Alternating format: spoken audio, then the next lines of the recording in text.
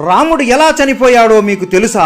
రామనవమి ఎందుకు జరుపుకుంటారో ప్రతి ఒక్కరికి తెలుసు. కానీ రాముడు ఎలా ఈ లోకాన్ని వదిలి వెళ్లిపోయాడో చాలా మందికి తెలియకపోవచ్చు. లక్ష్మణుడు ఎలా చనిపోయాడు? హనుమాన్ని మోసం చేసి రాముడు ఈ లోకాన్ని ఎందుకు వదిలిపెట్టి వెళ్లిపోయాడు? హనుమాన్ ఇప్పుడు ఎక్కడ ఉన్నాడు? ఇవన్నీ ఈ రోజు వీడియోలో తెలుసుకుందాం. ఈ వీడియో ప్రతి ఒక్క రామ భక్తుడు మరియు హనుమంతుడు భక్తుడు చూడాలి. వీడియో చివరి వరకు మిస్ అవ్వకుండా చూడండి. రాముడు రావణుడిని చంపివేశాడు. ఇక త్రేతాయుగం ముగిసే సమయం వచ్చింది. రాముడు అవతారం చాలించాల్సిన సమయం రావడంతో శివుడు బ్రహ్మదేవుడు ఇద్దరు యమధర్మరాజుని నీవు రాముడి దగ్గరికి వెళ్లాల్సిన సమయం వచ్చింది అని చెబుతారు. కానీ యమధర్మరాజు ఎంత ప్రయత్నించినా రాముడి దగ్గరికి కాదు కదా, కనీసం రాజ్యం దగ్గరికి కూడా రాలేడు. ఎందుకంటే సాక్షాత్తు ఆ మహాదేవుడి రూపం అయిన హనుమంతుడు ఎల్లప్పుడూ రాముడి పక్కనే రక్షణగా ఎవ్వరిని దగ్గరికి కూడా రానివ్వకుండా కాపలా కాసున్నాడు. ఒక రోజు రాముడికి శివుడు కలలోకి వచ్చి నీ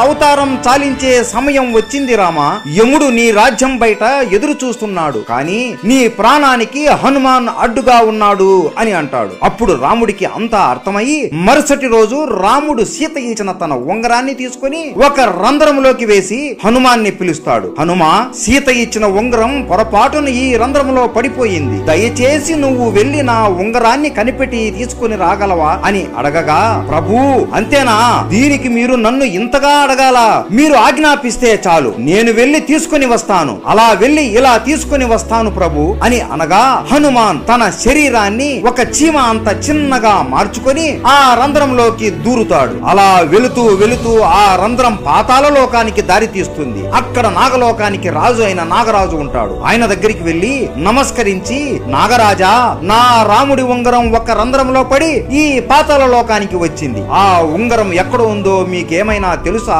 అని అడగగా, ఓహో రాముడి ఉంగరమా, నాకు తెలుసు, ఇక్కడ ఉంది, నాతో రండి అని హనుమాన్ని వెంట తీసుకుని ఒక గృహలోకి తీసుకుని వెళతాడు. ఈ గృహలోనే ఆ ఉంగరాలు ఉన్నాయి అనగా, ఉంగరాలా, నాకు కావాల్సింది నా రాముడి ఉంగరమే కదా అని లోపలికి వెళ్లి చూడగా హనుమాన్ ఆశ్చర్యపోతాడు. ఆ గృహ లోపల ఒకటి కాదు, రెండు కాదు, మూడు కాదు, కొన్ని లక్షల కోట్ల బంగారు ఉంగరాలు ఉంటాయి. హనుమాన్ నవ్వుకొని, నాకు తెలియదా నా రాముడి ఉంగరం ఏదో అని వెతకడం మొదలు పెడతాడు. అయోధ్యలో హనుమంతుడు లేడు అని తెలుసుకొని ఇదే మంచి సమయం అని యముడు రాముడి దగ్గరికి వెళ్లి, రామా, నీతో ఈ రోజు ఏకాంతంగా చాలా ముఖ్యమైన విషయం మాట్లాడాలి, మనం మాట్లాడుకునే సమయంలో ఎవరైనా మధ్యలో వస్తే వారికి మరణదండన ఇవ్వాల్సిందే అని అనగా రాముడు లక్ష్మణుడిని పిలిచి, ఈ బాధ్యత నీదే లక్ష్మణ, ద్వారం దగ్గర ఉండి లోపలికి ఎట్టి పరిస్థితుల్లోనూ ఎవ్వరిని పంపించకు అని ఆజ్ఞాపిస్తాడు. సరే అన్న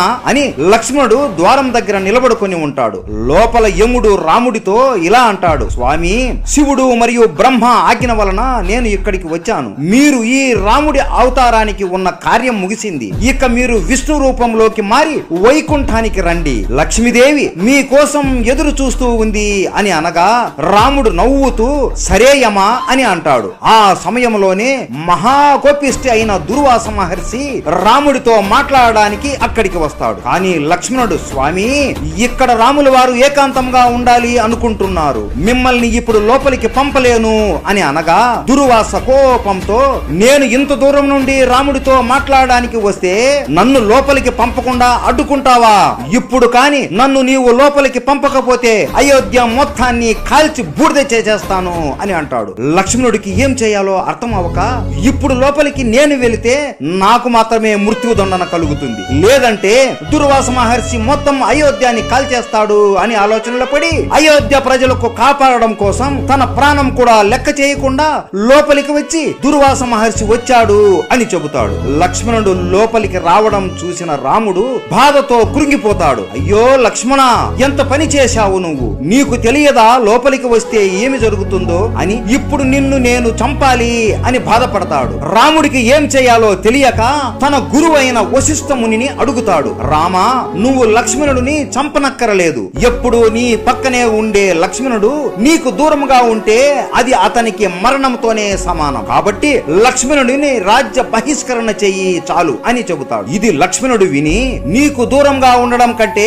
చనిపోవడమే మేలు కదా అన్నా అని సరయూ నదిలో జల సమాధి అయిపోతాడు. ఇది చూసి అతని భార్య ఊర్మిళాదేవి కూడా జల సమాధి అయిపోతుంది. ఈ రెండు మరణాలను హనుమంతును చూసి రాముడు బాధతో కురింగిపోతూ నేను కూడా జలసమాధి అయిపోవాలి అని సరియు నది తీరం దగ్గర నిలబడుకుని ఉంటాడు. ఇదే సమయంలో పాతాళ లోకంలో హనుమంతుడు ఏ ఉంగరం చూసినా నా రాముడి ఉంగరం లాగానే ఉంది అని వెతికి వెతికి అలిసిపోయి, ఓ నాగరాజా, ఏ ఉంగరం చూసినా రాముడి ఉంగరం లాగే ఉంది, అసలు ఇన్ని ఉంగరాలు ఇక్కడికి ఎలా వచ్చాయి అని అడుగుతాడు. అప్పుడు నాగరాజు ఇలా వివరిస్తాడు. త్రేతాయుగంలో విష్ణు రూపమైన రాముడు జన్మిస్తాడు. ఎప్పుడైతే ఒక బంగారు ఉంగరం పాతాళ లోకంలో పడుతుందో దాన్ని వెతుకుంటూ ఒక వానరం వస్తుంది. అప్పుడు భూమిపైన రాముడు అస్తమిస్తాడు. దాంతో త్రేతాయుగం అంతమవుతుంది. హనుమ, ఇక్కడ ఇన్ని ఉంగరాలు ఉన్నాయి అంటే ఇన్ని సార్లు రాముడు అస్తమించాడు, అన్ని త్రేతాయుగాలు ముగిశాయి అని అర్థం. జీవితం అంటే ఒక చక్రం హనుమ.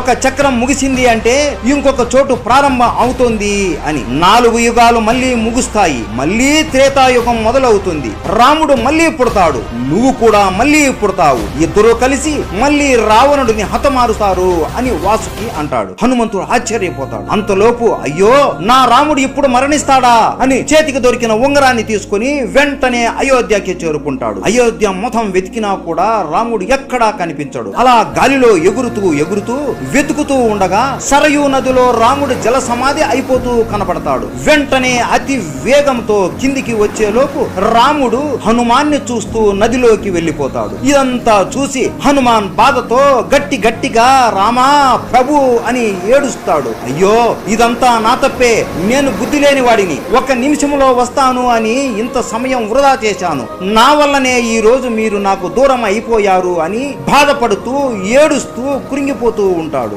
అప్పటికే రాముడు విష్ణు రూపంలోకి మారిపోయి ఉంటాడు. హనుమాన్ బాధని చూసి ప్రత్యక్షమై, హనుమా, ఇందులో నీ తప్పు ఏమీ లేదు, ఇదంతా జరగాల్సిందే, నువ్వు ఎంత చేసినా జరిగిన దానిని మార్చలేవు అని అంటాడు. ప్రభు, నేను కూడా మీతో పాటే మీ దగ్గరికి వస్తాను అని అనగా, లేదు హనుమా, నీలాంటి భక్తుడు ఈ భూమి మీద ఉండి ధర్మరక్షణ చెయ్యాలి, నువ్వు ఎప్పటికీ చిరంజీవిగా ఉండి ప్రజల్ని కాపాడుతూ ఉండు అని అంటాడు. సరే ప్రభు, మీ ఆజ్ఞ అని హనుమాన్ ఆ ఉంగరాన్ని తన వేలికి తొడుగుకొని హిమాలయాలలో రామనామాన్ని జపిస్తూ ఉంటాడు. ఇప్పటికీ కూడా మన హనుమాన్ రామనామాన్ని ఎవరు జపించినా ఆయన అనుగ్రహాన్ని మనకి ఇస్తూ మనల్ని కాపాడుతూ ఉంటాడు. ఇది రాముడు మరియు లక్ష్మణుడి మరణం వెనక ఉన్న కథ.